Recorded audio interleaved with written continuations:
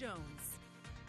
Well, taking a look at the time lapse from today, looking out towards the west from downtown San Angelo, had some partly cloudy skies throughout most of our day, just some pokes of sunshine through there, starting to clear out just a little bit as we got closer towards that sunset, and a good sunset at that, thanks to some of that cloud cover. Of course, as the sun goes down, temperatures start to come down as well, and sitting in those 80s across the Concho Valley, 83 here in town, 82 for Eden as well as Brady off towards the east, same for Sonora and El Dorado, 83, 84, 85 going to be those popular numbers, so about 3 degrees of spread right now across the Concho Valley. And when we're looking at those winds, it was still pretty breezy out there today, about 22 miles an hour sustained here in San Angelo, gusting up towards 34. Looks like the peaks 36 there in Junction, 37 over in Ozona, getting close to that 40-mile-an-hour mark. Did have that wind advisory in effect and could see that still into effect going into tomorrow, potentially at least into the afternoon. And when we're looking at those dew points, we're starting to get used to it a little bit, into the 60s, even a couple 70s, 71 there in Junction, 66 here in town. Relative humidity indices anywhere in those 40s, 50s, and 60s across the area as we hold on to that sustained southerly flow across the entire viewing area.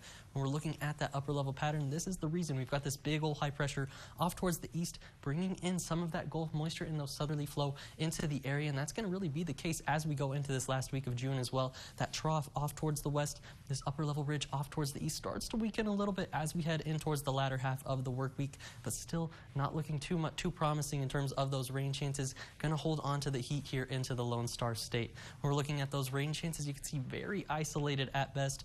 Maybe 10, 5% here and there, but in terms of rain totals, I'm thinking only hundredths of an inch. Not going to see too many downpours out there. Maybe if you were lucky today, got a little bit of drizzle or maybe just a quick brief shower, but not looking at any rumbles of thunder, unfortunately. When we're looking at the radar across the national view, you can see a couple tornado warnings in northern Minnesota, actually, as they're dealing with some more severe weather up towards the north. Severe thunderstorm watch boxes going off from in Nebraska into South Dakota and also into the Panhandle there near Amarillo. They're dealing with a severe thunderstorm warning as well up there. Flash flood warnings going off towards the west, closer to the Big Bend region, and that's where most of the rain is going to be staying over these next couple of days. Not going to see too much as it works its way into the Concho Valley. Maybe just 1 or 2 of those quick drizzles, mainly into our southern counties, is what you can see there on the radar. That's going to be the moral of the story as we head at least through these next 3 days or so, and maybe throughout the entire week. Not going to see too much in terms of downpours, but you could still see a brief shower out there if you're one of the lucky few.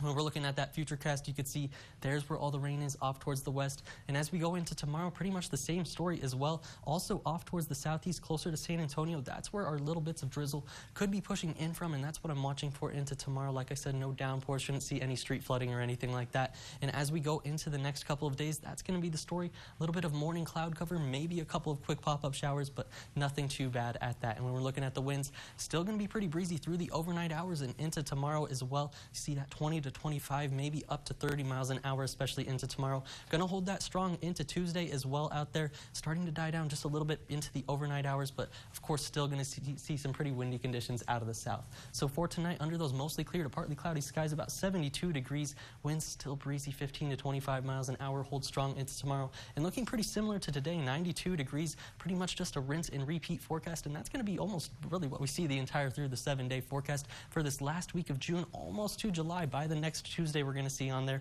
93 degrees for Tuesday and Wednesday, 91 by Thursday. Overnight lows holding in those 70s really through the entire 7-day before we start to warm up just a little bit for that last weekend of June. That's going to be all for your 7-day forecast.